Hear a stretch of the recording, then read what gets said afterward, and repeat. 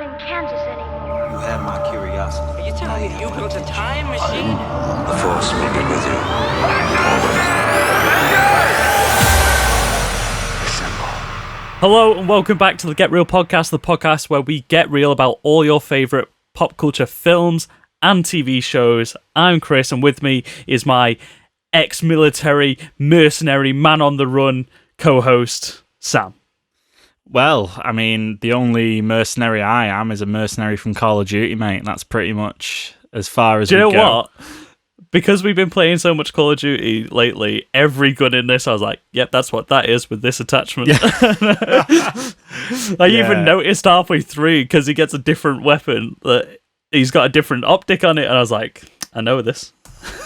Anyway, we're talking about Extraction, the new Chris Hemsworth Netflix jobby from the Russo brothers and Sam Hargrave. There we go. Who's Andy Park? He wrote the original comic book and then had a hand in writing the script. I thought you were getting mixed up with the renowned Ray Park, who is the Darth Maul actor because of all the flips and stunts and stuff that was in this. No, I'm talking about Andy Parks. Well, there was more stunts, a lack of flips, some would say.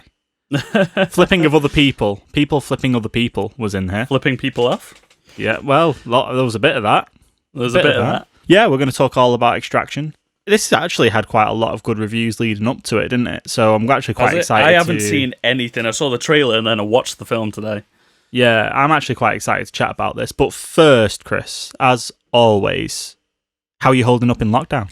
You thought I was going to go into news then, didn't you? I did. I thought you were going to drop straight into the news. Threw you a curveball. You know what? I've had a better week this week than last week. That's good. It's gone very quick. I feel like the weeks are getting quicker. Either that or just my perception of time is just distorting because I can't tell between one day and the next. I think recording this podcast kind of helps in a weird way because we're like, that's been a week. Caps off the week, yeah. Yeah, we know it's getting to the end of a good week in lockdown when we get to sit down and catch up and record this podcast. Yeah, have you held up, mate? I've been all right, mate. I've been doing the old couch to 5K, the whole running situation. I've got into that. I'm on run 4, week 2. Very good. I'm absolutely struggling. It has been like Spanish weather today where we're from. It has been so hot. Yeah. Woof. Yeah. It's been tropical, but it's it's good, man. It's keeping me distracted, and it's important that we talk. We don't just go straight into talking about new movies and stuff. It's good that we chat about a little bit about us. To touch base. And, let the listeners out there know that we're doing okay, and we're getting there. How are the listeners holding up? Well, we'll just have to give a big gap of silence while they tell us, Chris.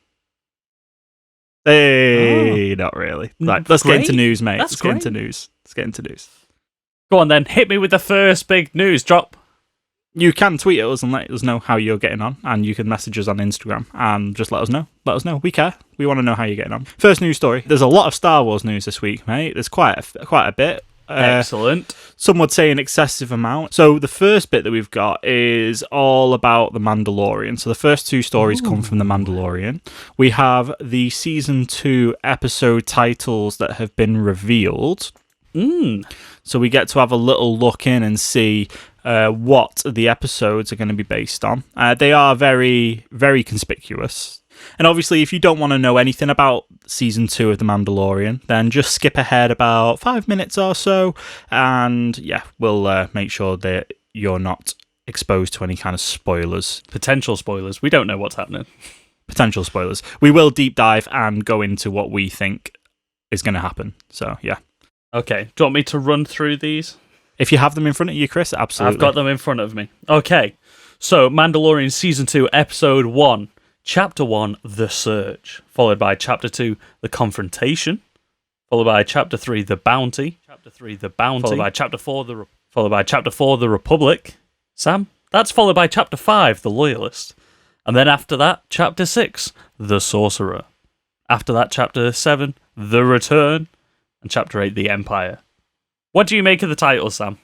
So yeah, I actually think these give away a little bit more than what we thought. I think it helps a little bit knowing that we've got Ahsoka Tano, we presume, in season 2. Rosario Dawson herself. Exactly. Fantastic casting. So the search, the confrontation, the bounty, very vague. I think the bounty it might either be a new bounty or it might be referring back to the child, maybe. Possibly. You know, we leave off with Moff Gideon with his Darksaber. There isn't an episode called The Darksaber, but I imagine maybe the confrontation might be like an early confrontation, so to speak, between... I'm thinking possibly the search is related to him launching the search for the Mandalorian and the child again. And then the episode will end with him possibly confronting the Mandalorian or maybe somebody else, maybe Ahsoka Tano. Because we need to think, like, I don't think the Mandalorian will be able to take on the Darksaber, whereas a lightsaber could. And maybe the search is the search for someone for the child, because that's where it leaves off on season 2. It leaves off with him going to find someone to look after it, one of the child's kind, so to speak. So maybe that's what that is. It would make sense. Searching for the home planet of the Yoda species. The Yoda species. Do you reckon we'll get more Yoda species? I reckon we'll get some sort of conclusion to that by the end of the season in some form, whether that's either finding more of his species or finding out where they're from or even getting a name for the species for the first time in Star Wars history. Yeah, I think we're going to get something along those lines at some point. Yeah, so then we've got the Republic, the Loyalist, and the Sorcerer. What do you think of these 3? I reckon the Sorcerer is probably going to be Ahsoka Tano. Okay. So, do we think we'll have to wait 6 episodes to be introduced to her?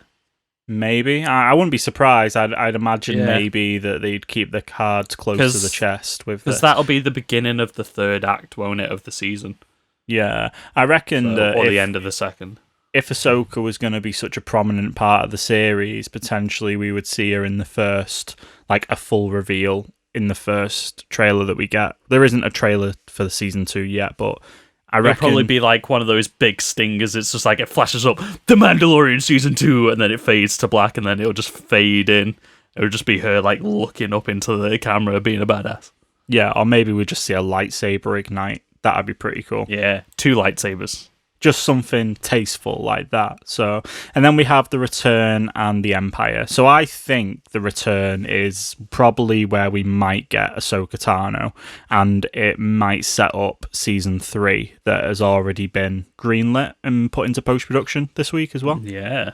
So that was the next bit of news, wasn't it? Season 3's already in production. I think it'll be early story arc drafting, I reckon, at this point. And I think that maybe they've been that happy with obviously how season 2 has been, and season 1's been awesome anyway. That's had such a good reception, especially off the back of Rise of Skywalker as well, where people were a little bit divided on it, obviously. But I don't know, man. I think the Return might be where we get Ahsoka. If not, we'll get her at the beginning, or if not, she'll have a smaller role and settle for season 3. Maybe the Sorcerer is...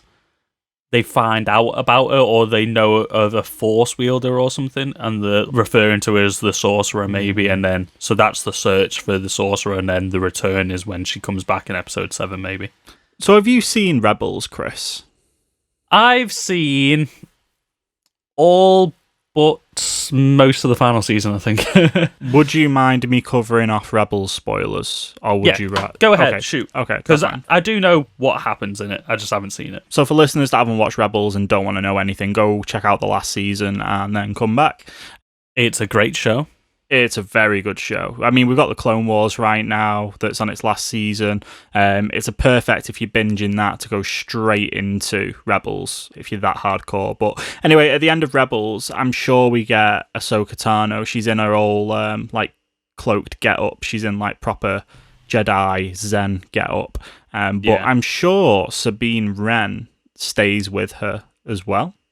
Because I think Ezra goes off to do his own thing, and then Sabine stays with, or she finds Ahsoka at the end. So maybe there's a tie-in there with Sabine Wren, the Mandalorian, and Ahsoka Tano. Maybe that is what ties them together. Maybe the Mandalorian meets with Sabine Wren, who then refers him to Ahsoka, maybe, because he has a Force wielder. That'd be very cool. That's going down the rabbit hole a little bit. But it would be very cool if they kept Sabine Wren under wraps for now. Because in terms of casting, you just need to cast a voice. You could just have her underneath a helmet. You wouldn't actually have to see a face. You know what I mean? So it's totally doable. At the end of Rebels, who was left off with the Darksaber? Was it Sabine or was it Bo-Katan? So it's a very, very good point. I can't think off the top of my head. I know we checked this when we covered the Mandalorian episode, and I can't remember. Yeah, see, from what I remember, Ahsoka goes full Grey Jedi. She's like proper get up. You know what I mean? Yeah, she's known as like Fulcrum, isn't she? Fulgrim, yeah. But that's her like throughout the series. That's her code name. For the rebels and stuff, so that they don't know that it's her. I'm just trying to remember. I don't know, man. Can't remember whether Sabine ends up with the Darksaber or not. From what I remember, checking it now, she either returns back to Mandalore with it and gives it back to them, or she retains it herself. But I think there's from what I remember, I think there's like a weird arc where she maybe doesn't want to have it for whatever Mandalorian sentimental reasons. But I mean, I'm sure listeners will know and know that answer and know the thread that I'm pulling at there. But yeah, I think it'd be very cool. I think Sabine would be a nice little surprise cameo that they could easily keep under wraps, and I think it'd just be really interesting to have her in live action as well, because there is a massive setup at the end of Rebels. If you watch it, there's a huge setup. They're clearly trying to set something up. So I've just double checked. At the end of Rebels, Bo-Katan has the Darksaber, accepted the sword in memory of her sister Satine, and she becomes the Mandalore. She becomes the leader of the Mandalorians, doesn't she? Known as the Mandalore. Yeah. Cool. And then we see Moff Gideon with it in. Maybe that's the part of the search. Maybe he goes back to Mandalore and meets with her, because she's a high figure in Mandalore now. And then she's the highest figure. Yeah, and she sends him on the quest. That'd be a cool. And also we get to see more Mandalorians, which is always cool. Biggest question from these titles is, in terms of the Empire, because obviously we see in The Mandalorian, and obviously we know from the sequels and stuff, that the Empire broke down in this time. Like, these are the last remnants of the Empire, essentially. Yeah. Kind of getting driven underground, aren't they? Because it's like the Return and the Empire. Is this like the downfall of the Empire? Is this like the last legs? Or is it building up towards the First Order? I think where this is based in the Star Wars universe, I think it's way too early for it to be leading up to like the First Order and stuff. I think you might see threads and stuff that'll link to it, but it's right after the fall of the Empire. That's why you still have Empire loyalists and stuff. Yeah. That's why I'm wondering why the final episode of the season is called The Empire. It's interesting. Maybe we get the reveal of episode 7, was it? Of the last season, where Moff Gideon lands and you see like how many stormtroopers there are there and stuff. You got flame troopers and death troopers and everything. Yeah. Like, maybe this one will like end episode 7, maybe, or be like a crap ton, maybe like a small army, maybe the last remnants of the Empire all together. And maybe we see a face off against them and the Mandalorians, maybe. Maybe. Well, we've got a lot to look forward to, Chris. War but for before the that, Darksaber. On May the 4th, we'll be getting the first edition of Disney Gallery, which is a docu-series that goes behind the scenes of Disney Plus TV series. First one is on The Mandalorian, thus why it's relevant for us to talk about now. Yeah, and we spoke about that last week, didn't we? Yeah. Yeah, and we had the first trailer, kind of look at the layout and how the show's going to be. Have you watched this yet? No, I haven't seen the trailer now. No, so it's pretty cool. It's like a round table thing, and they flick between the directors on a round table and the cast on a round table, which is pretty cool. There's absolutely tons and tons and tons of behind-the-scenes footage, so they were quite clearly had this in mind as part of Disney Plus when they shot The Mandalorian Season 1.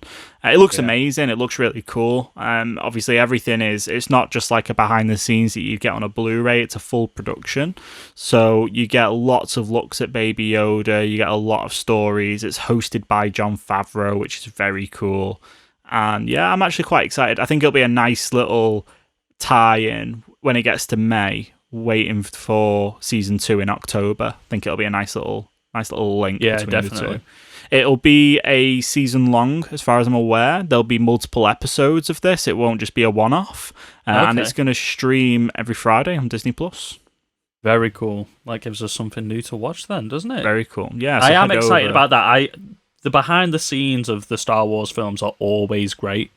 Like, no matter what you think of the actual film itself, the behind the scenes is always fascinating to watch. Like, I remember when the prequels were coming out, and like I was getting them all on DVD when they were coming out and stuff. And I remember for Revenge of the Sith, I watched it, and then it must have been about 6 hours worth of behind the scenes on there. And there was like an hour long one just about how they made the lava for the Battle of Mustafar. Yeah, it's like, crazy, and it was isn't it? fascinating. Yeah. Yeah, they always do a really good job of the behind-the-scenes stuff. And you'll be surprised when you watch this. Obviously, the Mandalorian's already been praised for the use of the 360 screen and stuff that they have in there. So you get lots and lots of shots of that. Excellent. And the cast and the directors talking through how they used it. But then you also get lots of shots at IG... can't remember the It's not number. 88. It's not is it? IG-88. It's not 86 either. It is the other IG droid. The one voiced by Taika Waititi. No. Yeah. Taika Waititi, yeah. So you get a bit of a look at how that is, and I think when you watch this, you'll be surprised at how much in this is actually practical. Like, it's really, really cool. Do you know what I would be interested in if they start bringing that technology over to the Marvel properties as well? Instead of using such heavy CGI, maybe they go towards using this a bit more. I mean, we could see, like, you'll probably find that the difference is then, instead of the endgame sequence, when you see the behind the scenes of that, and it's literally just a huge green screen, it is a massive step forward, and the results show themselves. Plus, it's a lot less work, so it means that turnarounds on stuff will probably be a lot better. You know, so... And plus, I think they would probably find a happy mix of both. Yeah, absolutely. And I think that you'll also get more attention given to other areas and stuff of the actual visual effects team and stuff as well. So, I mean, you got to look at The Mandalorian as a TV series. It looks phenomenal. Absolutely. Well, that's the thing. I think the main reason they probably didn't use that on Endgame was because you need to think Endgame and Infinity War shot back to back. So that was really filmed when it come out 2019. That was shot back in like 2017. I think they were working on the Endgame sections. So we probably didn't have the technology in 2017. Yeah, it was like first coming about like end of 2017, 2018, I think it was. Yeah. I know I didn't hear about it until like end of 2018. So do you want to touch on the next Star Wars story we've got? Yes, so the new Star Wars series coming to Disney Plus is going to be from the Russian doll co-creator. So you noticed that she was at the Rise of Skywalker premiere, didn't you? There was a photo of her there, and I was saying to you, I was getting my tinfoil hat on and being like, they knew this the whole time, they knew about it, they always get the bloody people that you're like, who's this, and what are they doing at a Star Wars premiere, and it's always because they're doing something on Star Wars. Yeah, so this is Leslie Headland. Have you seen Russian Doll? No, I haven't watched it yet. No, I've not, but I've heard it's meant to be good. It did really well at the Emmys. I know the lead actress as well, which I want to find out. She was in American Pie and stuff like that. She was at the premiere as well, I think. I saw her in photos. Natasha Lyonne. There you go. So I think they were at the premiere together. They must have known something was happening, like you said. Get your tinfoil hat on, Chris. What do you think? Maybe she's going to be casting it as well. I don't know. Yeah, I mean, she was really good in Orange is the New Black as well. Yeah, she is. Yeah, definitely. Do we have any details on what this series is going to be about? I know you read the article fully. Nope, not as of yet. It's just a still untitled show. Will join the Mandalorian as well as the upcoming Rogue One prequel series following Diego Luna's Cassian Andor.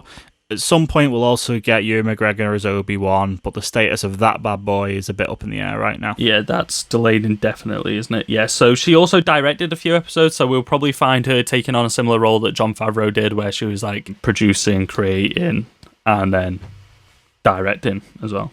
And I mean, more Star Wars is not bad Star Wars. So we will not complain about more Star Wars. Nope, absolutely not. So that brings the Star Wars train to a halt, and we have... Screeching halt. Absolutely screeching halt. It was firing through the news then. And what is our next story, Chris? Our next story is...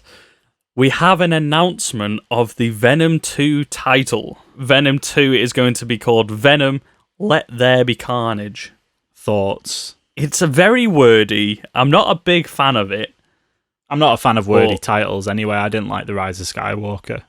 I mean, that followed in line with the Star Wars title, so it didn't bother me too much. And like some of my favorite films have got long names, like Scott Pilgrim versus the World and stuff like that. Like it's very wordy, but this just felt a bit weird. I said to you, like, why didn't they call it Absolute Carnage or Maximum Carnage or something like that? I'll tell you what it is, Chris. They're clearly taking the words that he said at the end of the film. He said it's going to be Carnage. Because he almost builds like this cult-like following in the comic books and stuff like that. Whenever he's going on like these big, huge story arcs and stuff, he always tries to make like a Carnage cult around him. So maybe he's taking like the biblical references of like Let There Be Light and all that sort of stuff. Yeah, true, actually. True. I reckon they're trying to go confident on this. I reckon it's a confident title. It's the kind of title that you wouldn't put out if you were trying to be safe. It's definitely a ballsy move, and it might mean that the style of the film might be a lot different to what we got in Venom 2, which I don't think would be a bad thing. I feel like this title is taking itself very seriously at the same time, though. Like, you're going to have a murderous blob thing fighting a black semi-murderous blob thing on screen. Like, there's only so seriously you can take yourself. Well, some would say when a black killing blob meets a red killing blob, there probably would be carnage, Chris. So there definitely would be carnage. Yeah. Well, you know what? I think from what I've seen from behind the scenes of this, I reckon it is going to surprise us. I really hope it does. I just don't think you get Woody Harrelson in a role like that to play such an iconic Marvel villain that you don't meet the landing. You know what I mean? As much as his hairdo was just totally out there in Venom. I don't think any of the problems are gonna be with Woody Harrelson. No. And I don't think they're gonna be. It's gonna be with the script, if anything. It's like Venom 1 was fine, but the villain was shocking. That's the issue, but we have got Andy Serkis involved now as well, who Andy I think Serkis most of us do director. Trust a lot more. And he has worked with Woody Harrelson a lot, so we know Woody Harrelson's going to nail it. We know Tom Hardy's probably going to nail it. And it's going to rely on the script. Yeah, and I mean, one of your producers is Amy Pascal as well. You know, from Marvel, Spider-Man Homecoming, Spider-Man Into the Spider-Verse, Far From Home. She's done all the Sony stuff in terms of Spider-Man. So we can keep our fingers crossed and hope that this will be good. I really hope it's good. I hope it's good because you don't get Andy Serkis massive, on something subpar. You just don't get Andy Serkis on something like this and it be a flop. It just doesn't happen. And they've learned, hopefully, from Venom 1. Yeah, hopefully. That's what I'm thinking. Like, they've learned from that, and there's no way you can't have Venom versus Carnage without it being massive in scope. Yeah. So we also got Tom Hardy post something on his Instagram, but I was about to say that. We reckon it's probably not anything to be concerned with.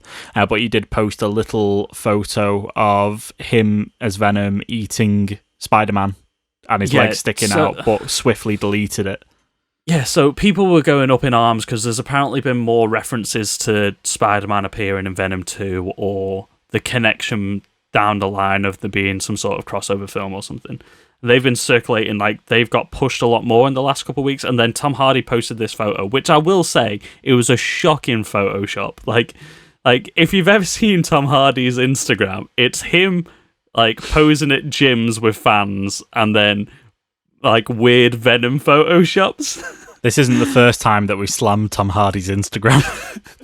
No, do you know what? Like he's a great guy, and like he is just like putting stuff out there because he clearly enjoys it. He's reading storybooks for children in the UK. Yeah, that's great. That's great. You think nursery is your ally? It's not what I'm saying about Tom Hardy. It's about like the stuff he chooses to put on his Instagram. Like this was like a low rate Photoshop. Like there's definitely better versions that people have done out there. And he just posted that on his thing, and it just lit the rumors on fire.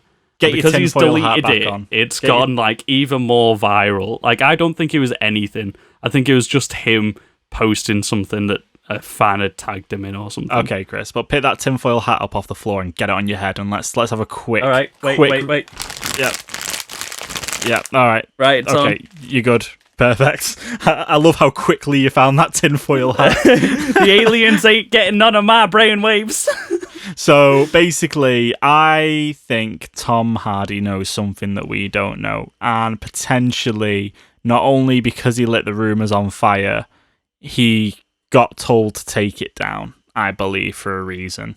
What would happen if the third in the trilogy... What would happen, Chris, in the third film of the Spider-Man trilogy if you got Venom and Spider-Man in the film? Do you know what? I honestly think that's what they're trying to build up for, whether it's the third Venom film or the third Spider-Man film. Amy Pascal's already said, like, there will be a crossover at some point. We just don't know where, we don't know when. But I doubt it's going to be in Venom 2. But where do you go from Carnage? Where do you go after a film with Venom and Carnage in it? You can't... Sinister Six. Well, I mean, yeah, you could go to Sinister Six, but I reckon that's not going to be... maybe Morbius kind of hints to that as well. But I don't know, man. I don't know. I think maybe the Sinister Six might be its own film. However, what if Spider-Man 3... you get everything all linked together, Sinister Six. Because what we also have the acknowledgement of is they are definitely, most totally in the same universe.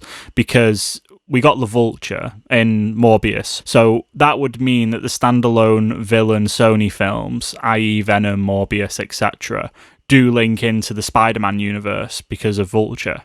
Into the MCU. Yeah, exactly. So they link. They've got a link. So what if the third Spider-Man film is the Sinister Six film, but also you do get Venom in there? Maybe Venom. That's what I'm thinking is what's going to be more likely. Right, take that tinfoil hat off, Chris. We've got to move this ship along. We've got to move it along. I will say as well, there is legally a way that they can have Vulture in their thing without it being linked to the MCU. They can legally do that. It might be them trying to be like, it's all connected, because if you remember that interview where they were doing an interview or something about the Spider-Man film and Venom was in production at the same time, and somebody was like, yeah, Venom's connected to Spider-Man, and you saw Kevin Feige's face just like, what the fuck did you just say? So I reckon like Sony is still trying to be a bit like, oh, it's all connected, please come watch our films, like we're definitely leading up to something, like without like getting everything cleared off, like. But there is a way they can have the Vulture in there. So I don't want people to just be like, "Oh, it's 100% confirmed. It definitely is." People believe what you want to believe. Don't let Chris sway you. Believe what you want to believe. I'm just trying to not make sure this train goes off the rails. I also think it does leave a massive gap for Tom Holland where his place is in the MCU, because we're moving on to the Eternals, Doctor Strange, Multiverse of Madness. It's getting out there. Shang-Chi. Spider-Man doesn't fit into any of that. And let's face it, people love Tom Holland's Spider-Man. So I reckon that is the point now where they say, right, we've got these characters established already. Tom Hardy's Venom, Woody Harrelson's Carnage, Jared Leto's Morbius. Why not just link them all together and do something with that?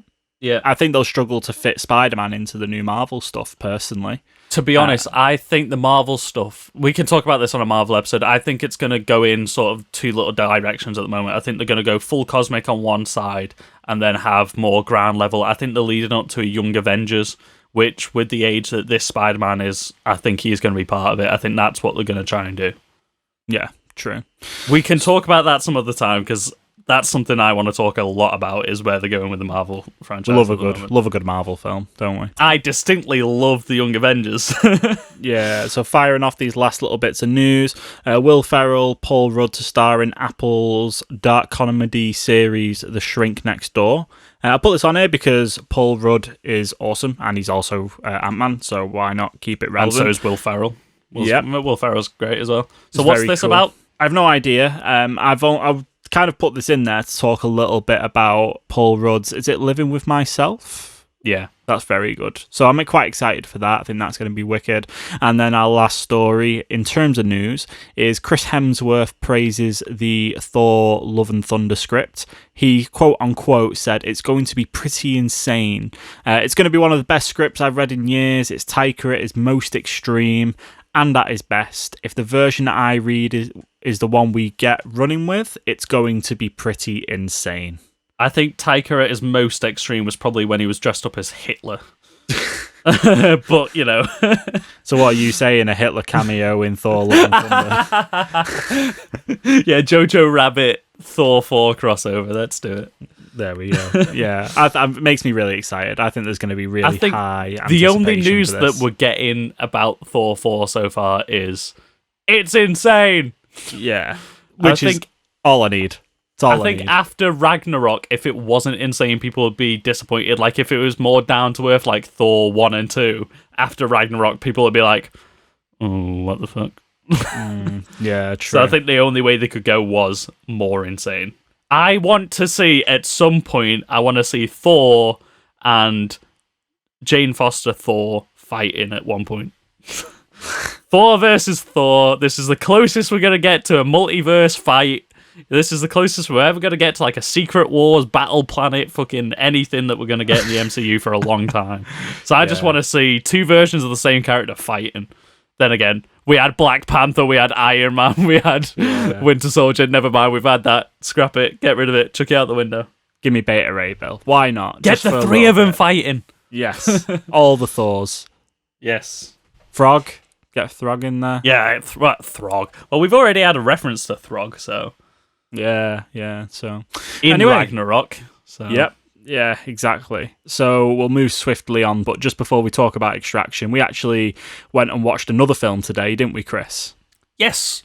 This is probably one of the better X-Men films we've had in the past couple of years.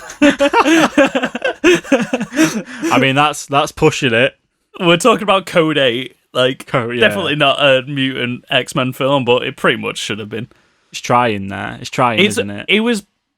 It reminded me very heavily of The Gifted, which was the X-Men TV show on Fox a couple of years ago.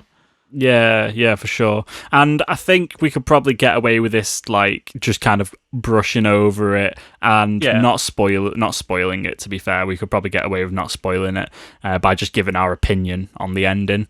But if you do, it's a good watch, isn't it? There's some cool bits. And so go on, what was your takeaway from Code 8? Right, I'll give you a quick elevator pitch. We haven't done this for a while. Quick elevator pitch, just so people know what it is.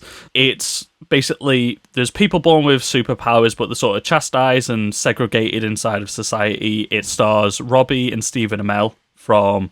Stephen Amell is Arrow from the Arrowverse, and Robbie Amell, his cousin, played Firestorm in The Flash. It focuses around Robbie Amell's character is down on his luck, he's out of money, his mum's sick, and then he gets in with the wrong crowd, which is Stephen Amell's character, and they go doing some crime shit with superpowers. Yeah, in a nutshell. Yeah. I thought, considering it was a crowd-funded independent film, this was pretty good. Visually, it was all working for me and everything like that. Like, it looked great. Like, the CGI, what little CGI they had in there was solid. And, like, the robot guardians looked cool and everything like that. Like you said, there's a sick slow-mo shot in there that I'll let you talk about. Like, everything looked pretty good. It was just the narrative, like, fell off at the end. I felt like they didn't stick the landing, like, everywhere that the story was going. Like, it's at the beginning of the third act, it's going one way, and then it sort of ends a completely different way, which just doesn't sort of work. Yeah. And it left me a little bit unfulfilled at the end. But, I mean, considering that it is a crowd-funded independent film, like, this was probably somebody's first feature-length film that they're making. Yeah, I agree. I think Fair play that's a to pretty them. accurate accurate summarize of it. I think, considering we came off the back of a film that had Chris Hemsworth in it, David Harbour in it, and it was produced by the Russo brothers, and I watched Code 8 straight after that. That's what I did. I thought the quality was going to be, and I just thought the film was just going to be on a completely different tier, but I think these were actually quite similar in a way in terms of what we got. I think that I was quite pleasantly surprised how much I actually liked Code 8 in terms of just a film. Yeah, I think there were story points and stuff, and I probably wouldn't watch it again. But, like, yeah, there's a really cool scene. There's these Guardians, which are like these robotic Terminators, essentially, that work for the police, aren't they? Yeah. In a nutshell. But they are the coolest thing as far as this film goes. They're only in the film like twice. Yeah, so this is what I was going to say. Why, you make it the poster child of the film, and it's the best thing in the film, and you don't put it in there enough, and the bits that you do have of it are sick. So it's probably a toss and turn of, you don't want to absolutely just put too much of it in. You don't want to overwhelm people with it, because then that makes the cool bits less impactful. Yeah. But at the same time, it's that cool, and the bits where they are in there is that cool, that you may as well have just made the most of it, because that the arcs and stuff, and the story and the human elements of this, especially the crime lord and stuff that we get, is just nothing. You may as well. He reminded me a lot of, like, visually, he looked like Matthew McConaughey in The Gentleman. I was thinking the exact same thing. He looked like he could be like his cousin or something. Yeah, I'll tell you who he's the perfect blend of. He's the perfect blend of Matthew McConaughey and Kim Coates, who is from Sons of Anarchy. What's that? So if you check this out, like, after the episode, and you'll see what I mean. He was like the perfect blend of Matthew McConaughey. Oh, and yeah, Kim yeah, Coates. Yeah, perfect blend of the two. I think the reason the Guardians weren't in it more is because, like we said, it was an independent film. I think it was more budgeting, because they were the heaviest use of CGI. Yeah. They were quite clearly people in costumes, but I think, like, with head replacements, weren't they? Because if you notice, like, the shape of the robot heads weren't the same size as a human head, so they had to be completely head replaced. And then there's the whole drone stuff as well that probably took up quite a bit of the old budget. And probably Stephen Amell took up quite a bit of the budget, to be fair. Yeah, probably not as much as you would think. Probably enough, but not as much as you would think. Also, the Pyro in it, the female character on the team, she is the villain in season 1 of Lock and Key. Oh, interesting. I was looking at her, I was like, I recognise you. It took me about 10 minutes. I was like, Lock and Key, that's the one. I think it's definitely worth a watch. Like, if you want to watch, like, a nice little independent sci-fi film. It had pretty District 9 vibes, so I think like if you enjoyed stuff like District 9, Bright, stuff like that. That's what I was about to say. You literally took the words out of my mouth. Like, it felt like Bright, like, world building was great, the effects were great, it just didn't quite stick the landing. If you want to, like, throw it on the background while you're working or whatever, it's spot on for something like that. Absolutely. Yeah. Right, so on to our main topic is the latest release and works from the Russo brothers, directed by Sam Hargrave, featuring Chris Hemsworth, David Harbour, and other actors' names that I will think about before I try and butcher them, is Extraction on Netflix. So this came out on Friday the 24th, so it's literally just come out. The day that we're recording this. This is like hot on the pulse, Sam. We finally had a new film to talk about. Can you believe it? It has been a while, hasn't it? Woo! It's been such a long time since we've had I think our last, like, 3 or 4 episodes haven't been about a particular film, and we just picked topics. And to be honest, Chris, I didn't know how much more I was going to be able to think of stuff until a new film came out. I think I was really going to struggle for topics. We were taking crowdsourced ideas, weren't we? We were about to go dig through the vaults.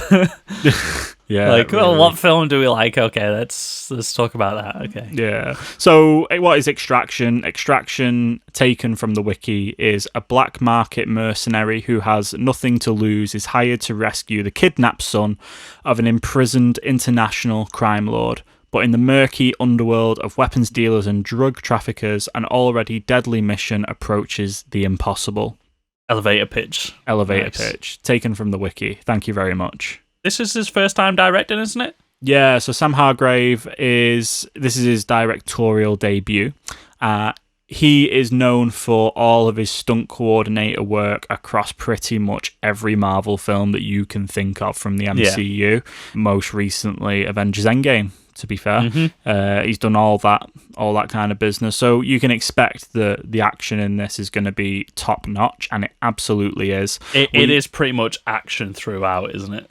Yeah, there are spoilery bits of this that we will touch on, but we will give a little bit of warning before we actually spoil any story, because I imagine with the listing of this, the casting, that people are going to watch this. So we won't spoil the story, because there are big story plots in there. But yeah, what was your thoughts of the film, Chris? I think I enjoyed it more than I thought I was going to. I think I engaged with it more than I thought I was going to.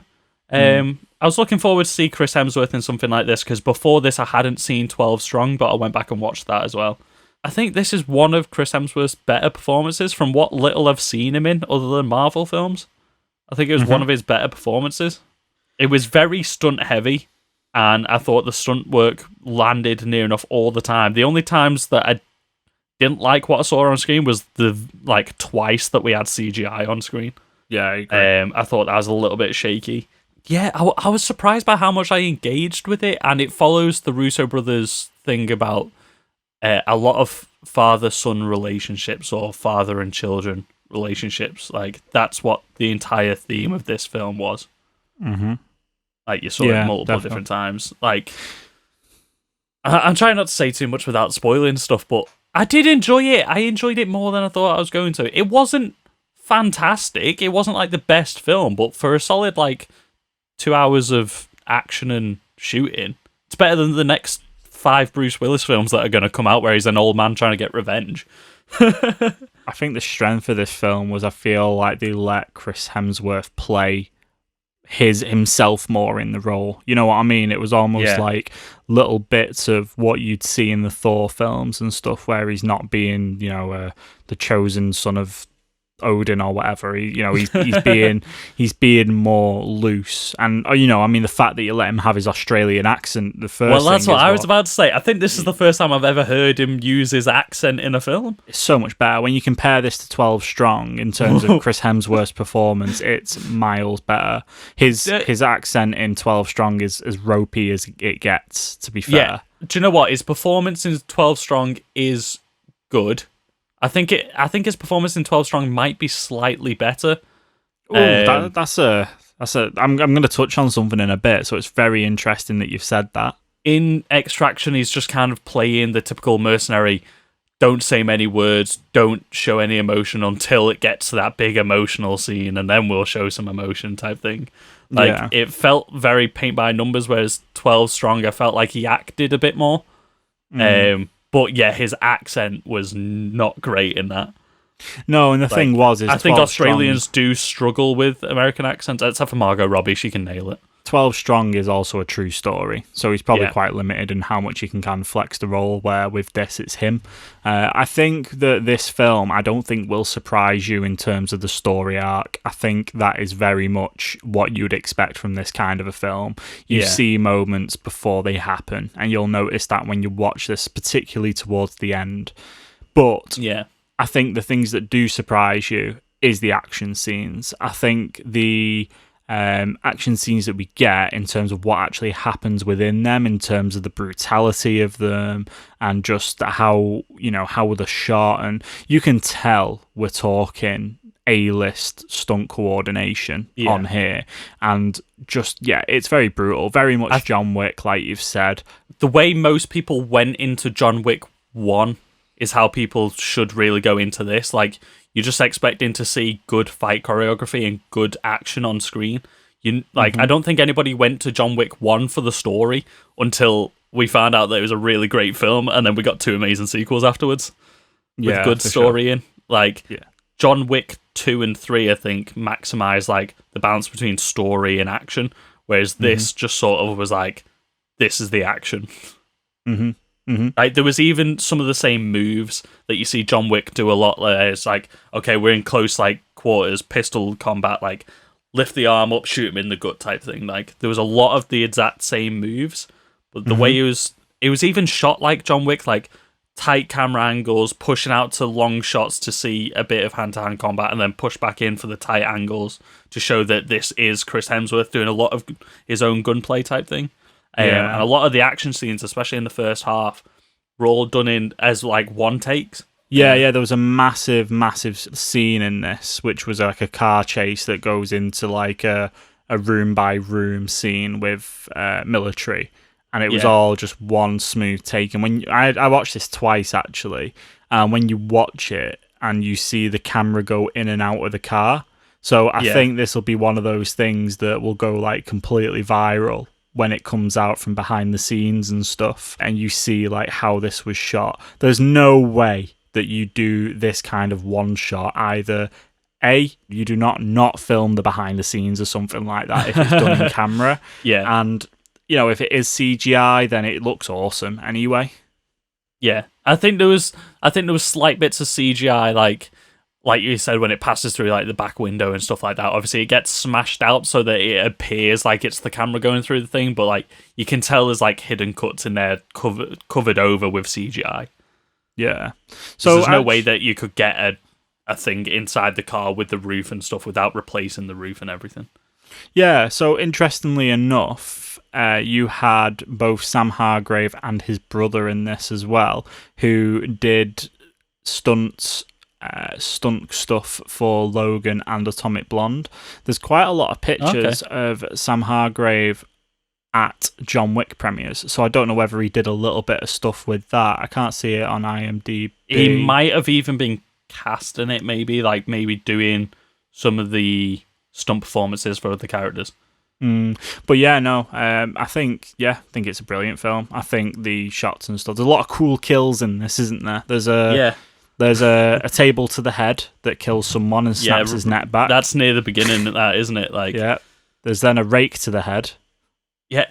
Do you know what I thought? I was like, when you find out later on that his surname is Rake, and I was thinking, I thought about this since watching it. Why is there a rake in a downbeat apartment in a city where there are no plants to be raked at all?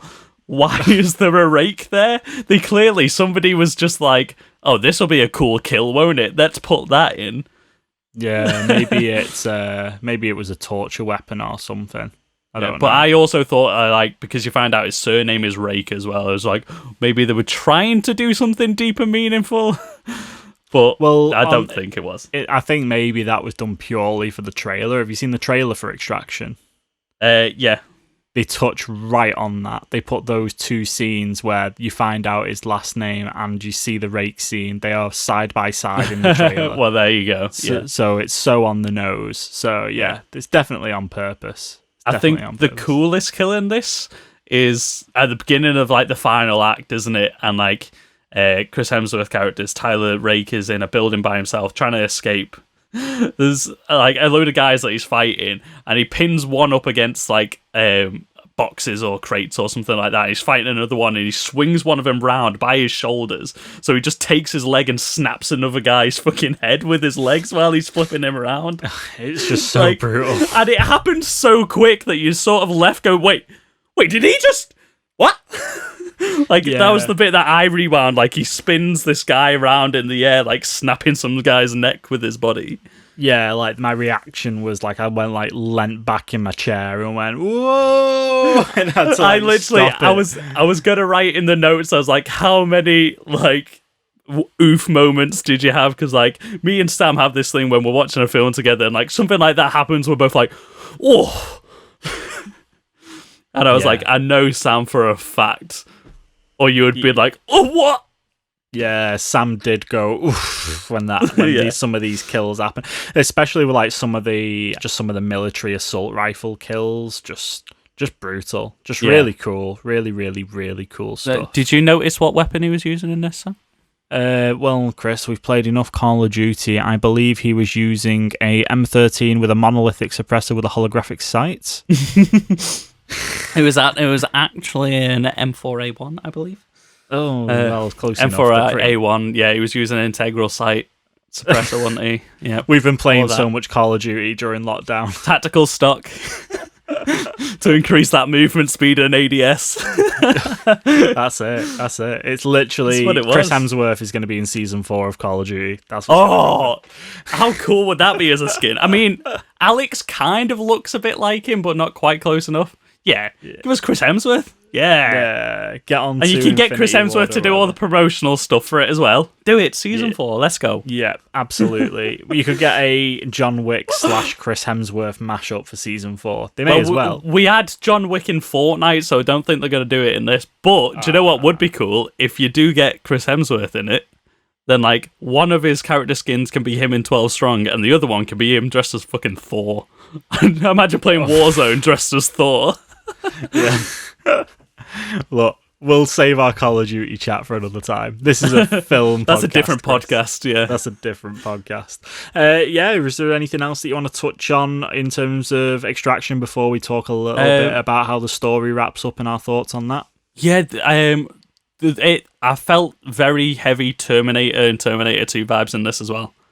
Mm-hmm. Like you said, with like the car chases and stuff like that, and one of the characters at the beginning is sort of like an unrelenting, like he's following them, isn't he? And that felt very like Terminator 2 to me.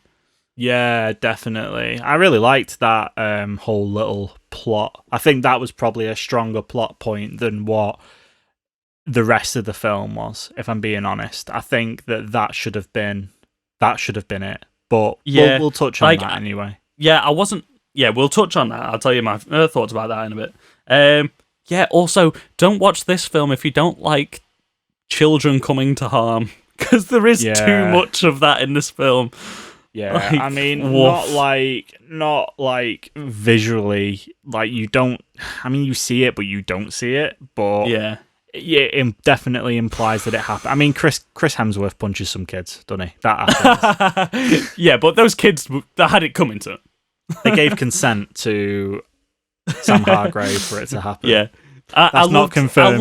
I loved that. I loved that scene. He was trying his hardest not to do stuff to him. Like he could have definitely just like taken these kids out in 2 seconds and brought no harm to him. But he didn't want to hurt kids, so he was just like backhanding them just to like disorientate him, just like fucking get away from me. But the scene with the van was just like, I think that was probably a good way of doing that. And it was That's what almost, I was saying. Like he was just like backhanding him, just there, like fucking get away. I don't want to hurt you. Yeah, it was like a bit comedic as well, and you could just tell he just wasn't breaking a sweat with it. And it was like this kind of lead up where it was like, you know, it looked like it was going to be an outmatch because they've got like these machetes and stuff, and it was like building it up to be like a proper confrontation, and then it's just like bam. But yeah, cool. I think that's all I can really talk about without covering off spoilers now. But in terms of what you would say about it, would you say it is a what to do, or what was our last rating thing? Our last one was video game based, so we're not going to do that one. We'll go back to the number rating system. Okay. What would you give it out of 10, Sam? Yeah, I give it a solid 8 out of 10. 8 out of 10? I would probably say 7, yeah. Yeah, I'd say an 8 out of 10 for watchability. Definitely. Yeah. I think that's where it gets it for me. I think there is a lot of... Yeah. I think there's story bits and stuff, but I think as a film, I think like in terms of if you're well into your action films, yeah, solid 8 out of 10, but I do agree with your 7 out of 10 as well. Yeah, that's how I feel about your 8. I was like, yeah, it could go anywhere between that. Perfectly meet in the middle. Yeah, I wouldn't want to give it an 8 myself, because I feel like that's verging too close to 10. And there's like 8 and 9 is like a very distinct point where it's a great film, but you can't give it the perfect 10 out of 10, can you?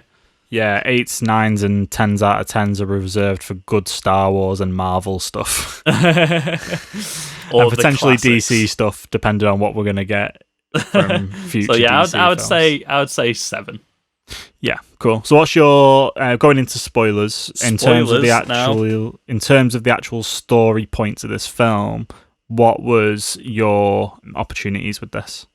The way it kept building up, like different layers of like fathers and sons and the impacts that fathers have on the children and their legacy type thing and stuff like that. The way they kept building on that with each different character like that really surprised me and impressed me. That's what connected me to the story more than anything. So obviously you find out that Chris Hemsworth's character had a son who died of lymphoma when he was 6 years old.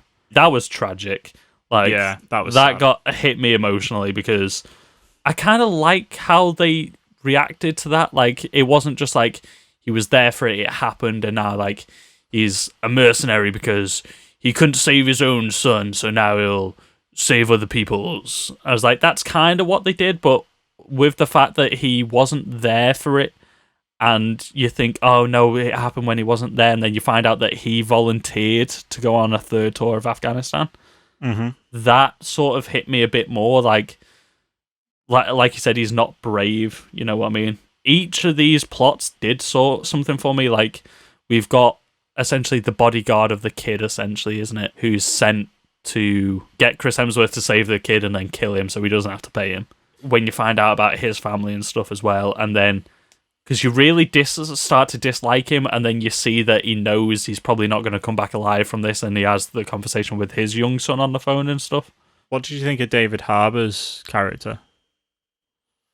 I think that was so black and white. I saw that coming. He's barely in the film. He's in it for 2 scenes, and you can just tell from the first second he's on screen, he's going to stab him in the back.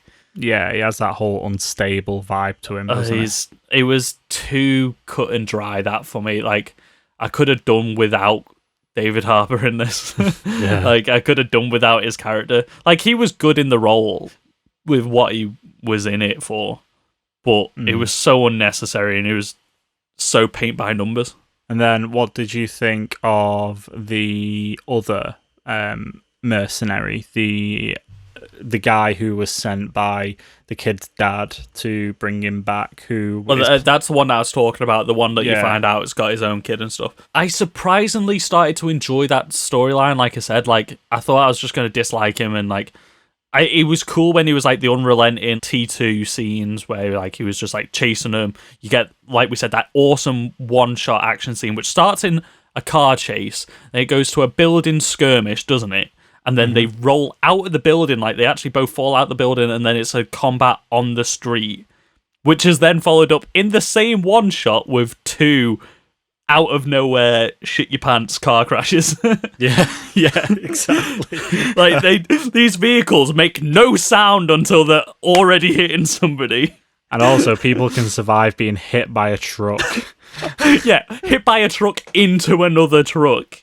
Yeah, and I'm sure at that point where he drives is straight over his body. Like, almost... that's what I was thinking. Yeah. I was like, they've always set up the environment so you understand what's happening with like the action and everything. Like, the environment, what is it? When they lay out the scene, and this is, you know what the scene is like, you know where everything is, so that you can understand where the action's going. Yeah. So they do that really well, and then like you said, like he drives into him front forward, so he should be right in front of the truck, and then the kid gets in the truck and the truck just drives forward, so surely there should be another truck and a body in front of them. Yeah, it should be a bit harder to drive forward, but we'll allow it, because otherwise he would have ran him over and that would have been the end of him. And I really enjoyed his character. So the way I feel like this should have gone is you should have took the whole drug lord part of it out of it by halfway through. We didn't need it. They should have just been someone who was constantly like after them, but not as prominent as what we got. That should have been the third force, if you get me. I feel like this film, through the whole of the film, should have been those two up against each other until the very end. We should have still had that in Act 3.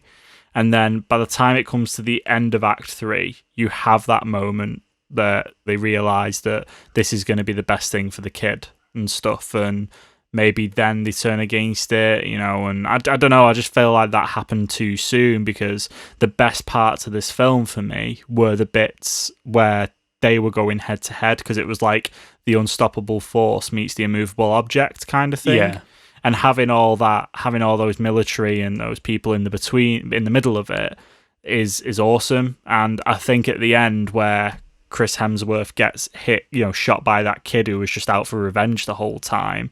Yeah, it's a nice plot point, but it also kind of undermines the whole, like, this mercenary. He's managed to take out hundreds and hundreds of guys throughout this film, and this kid gets the last shot, and I know that's probably done on purpose to bring that back, but I feel like maybe the parts that people have a problem with may have been that happened, and this whole drug lord part was just kind of shoved into it, if you get me. Yeah. See, my thing was, though, with that drug lord storyline is, it's setting up like the exact opposite of what Chris Hemsworth's character is becoming with Ovi. Like, Ovi is becoming his surrogate son at that point, isn't he? He's putting on a lot of feelings towards him, like, and that's reflected in the final scene. Like, and the drug lord basically takes this other kid under his wing, and he shows like the destructive power of being a parent and like what you can impart on your child. I agree, he probably shouldn't have got the last shot, but they sort of did that thing where every single thing that they said got followed up with. Like, Ovi has the profound statement of like, it's not falling into the river that'll kill you, it's staying submerged in it. So, which paid off literally. It's the other way around, isn't it? He says it's staying above it's being in the river that kill. No. Yeah, it's not the fall into the river that'll kill you, it's staying under the water. Yeah. Which is what we see Chris Hemsworth character does at the beginning when he jumps off the hill, and it's what happens when he dies to this kid as well. He falls into the river, doesn't he? So the last few bits I kind of wanna touch on as like a story point of view was the drug lord getting shot by the female character that's with Chris Hemsworth throughout the film. What did you think of that as like a wrap up? Was that okay? So I think she's to blame for Chris Hemsworth dying, because she is there looking at him holding a gun, covering his six, and then she puts a gun down. This kid clearly walks out in the middle of the bridge for a bit, holding a gun to Chris Hemsworth's back, and she doesn't react in the slightest until after he's shot. This was my problem. They could predict everyone round a corner. They could take down a helicopter. She could take down and find a sniper. Yeah. And it would have been fine, I reckon, if that sniper had got the last hit. That would have been fine. Give a bit of time for Chris Hemsworth to have a moment with those characters. But yeah, I think those characters were just like, the other mercenary characters were so stupid in this film. They were the worst part of it for me. Yeah, he didn't need a team or anything, did he? No, he didn't need a team. Maybe that could have been David Harbour's character instead. Like, when he couldn't just drive him to this boat and leave, maybe he had to get in contact with David Harbour's character, who's out of the business. He's a colleague type thing, and David Harbour could organise the helicopter extraction, maybe. And then the last thing I want to kind of touch on from what I want to talk about is the very last scene that we get where it leads to someone else being on the side of the pool. What was your thoughts about that? So I think it's pretty clear that it's Tyler there. That looks exactly like him. And I was like, okay. But at the same time, like, I don't know, like, his death scene was like so poignant for the character. It felt like that was what the character wanted. But then, obviously, like I said, they paid everything off literally. Like, it's not the fall into the river, it's staying submerged in it. So he's finally decided to not let the world drag him down and not let the death of his son drag him down and carry on with his life. That's clearly what that meant, which I like that, but it was a bit too on the nose with everything. They made it seem like the death was what he wanted, but then him reappearing at the end kind of undercut the fact that that dreamlike sequence was whenever he was slipping away from life, like when he was trying to drown himself at the beginning, when he was like injured and losing blood and everything, he kept having visions like this heavenly image of rejoining his son. So it felt like that was like the payoff that he wanted. He was like, right, okay, I've saved somebody's son, I can now be in peace with my son in heaven type thing, and then it undercut that by him still being alive. Well, I mean, we assume he's still alive. How on earth someone survives being shot by a sniper rifle and then being shot in the neck for that long, losing blood, and then falls into a river and gets washed away? And plus, there's lots of tie-ins to that, where they like sit underneath the lake and stuff, and he sits underneath the pool. That's a beautiful parallel to the beginning of the film as well. Another interesting take on that I saw was that we assume that Tyler is still dead, Chris Hemsworth's character. Ovi is having the same kinds of visions, but in a different way to what Tyler was having with his son. But obviously, because he saw him as a father figure, potentially he is having those same kind of visions of like seeing him in places and stuff where he's not actually there, which is kind of what Chris Hemsworth was seeing, but we were seeing it from his perspective. So that's also another interesting take on it. I think maybe you can look at it in both ways. Yeah. Yeah, I was 50-50 because I couldn't figure out which way the film wanted me to interpret it as. And I think because everything was so literal, I think the fact that he was in the same... Because whenever Chris was seeing his son and stuff, it was in a completely different scene. And it was when he was submerged, wasn't it? It was when he was below the waterline, whether metaphorically or literally. Like, if Ovi had seen like an image of Chris under the water with him, then I would have taken it as... Oh, he's just sort of like having a memory of him. Yeah, it's more of like it was a shadow, whereas with him being above the water, that symbolized to me, and obviously, like I said, with everything being so literal, that he was actually back, which I'm 50-50 on, like, whether he should come back or not, but do you know what? It could potentially lead to a sequel. Yeah, I agree. I think that's probably what they're going to do. They're probably going to see how well it does, and then that'll decide on whether he's actually alive or not, whether or not we get a sequel. And then Ovi becomes a badass mercenary. So the very last thing I want to kind of get into here before we wrap this up, Chris, is before you mentioned about 12 Strong, and Collider actually put an article out today with the every non-Thor Chris Hemsworth performance ranked from best to worst. So we're not going to talk about these. We're just going to go through the list. So actually, bottom of the list at number 14 was 12 Strong. Okay. Then we had Black Hat at number 13. Right. We then had 12 Rush, which I thought should have been a lot higher because I think Rush is a pretty good film. Oh, I thought you meant 12 Rush. I was like, I've never heard of a film called 12 Rush. 12 Strong, Rush. 12 Weak, 12 Rush. He likes films with numbers in the name, 12 especially. Number 11 was Cash, with a dollar sign in the title. It's very, very on the nose. Number 10 was Vacation. Number 9 was Red Dawn. Number 8 was Men in Black International, which I've still not seen yet. Have you seen Men in Black International? No. No. Number 7, Snow White and the Huntsman. 6, Bad Times at the El Royale. I've not seen this, but I did really want to watch it. I thought that one was potentially going to be higher. Yeah, have you seen that film? I've not seen all of it, no, but I think people seem to like that, and it seemed his most out there performance from what I've seen. Mm-hmm. Number 5 was Extraction. Number 4 was In the Heart of the Sea. And number 3 was The Cabin in the Woods. I always forget he's in that. Yeah, I love that film. Number 2 was Star Trek. Which he's in it for 5 minutes at the beginning. So can you guess what number 1's going to be? No, I can't think. Ghostbusters 2016 is number 1. Oh. Right, okay. I'm disliking Collider more with every article that this seems to be putting out. He is hilarious in that. He is great, but I wouldn't say it's the best performance. Like, well, then again, he's clearly not like that in reality. He's playing a complete idiot whose comedic timing was really good. So on that bombshell, Chris, we're going to wrap this episode up. So yeah, in summary, go check out Extraction. It's also based off a graphic novel as well, isn't it, Chris? Do you want to just mention what that is? The graphic novel was called... is it Ciudad?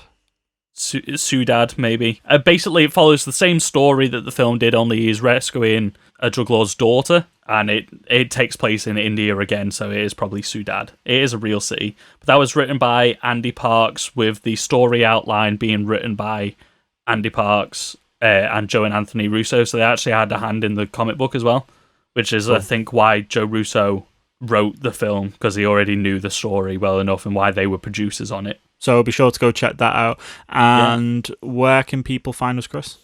So you can follow us on Instagram at GetRealPod. You can follow us on Twitter at GetRealPod. Follow us on Facebook, GetRealPod. And our email address is getrealpoduk@gmail.com. Get in contact with us on any of them. Share us on Instagram. Let everybody know about the podcast. And let us know what you want us to cover in the future, what you thought of Extraction. Sam, where can you listen to the podcast? So you can listen to the podcast pretty much anywhere you like to get your daily dose of podcasts. We're on Apple Podcasts, Spotify, Google Podcasts, Stitcher, and recently we have been moved onto iHeartRadio, Podcast Addict, Deezer, which is another cool music streaming site, and Podchaser. We are currently and in the Pandora. Well, we're currently in the list for getting on Pandora. We are getting there. Your favourite podcast co-host Sam is working very hard on trying to get us on Pandora. So Sam is great at the admin stuff. we will get there. But yeah, you can check us out pretty much anywhere. Wherever you listen to us, make sure you leave us a like, rating, review. Don't forget you can check us out on YouTube for other audio versions of the podcast. Make sure you leave a comment on there, a thumbs up, share us with your friends, all that good stuff. And there will be video content coming in the future. Also, if you're one of the lucky few people that managed to see the YouTube version last time that was weirdly messed up, you got a nice little sneak peek at some stuff. Did you actually watch that? Yeah. It started in the middle of the podcast and we were pitch shifted up 12 tones. It was weird, man. I was so glad that I decided to just check it. I don't know why I checked that one. It was like I had podcast spidey yeah, the senses one time I didn't check it and I had a problem with the export, I was like, no, it's probably fine. I just didn't think I was too busy, and then, wow.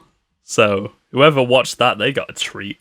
That's it from us this week. So make sure you're all staying safe during your lockdowns. Make sure to stay at home and listen to plenty of podcasts and look after all those around you. We will catch you next week. Thank you. Goodbye.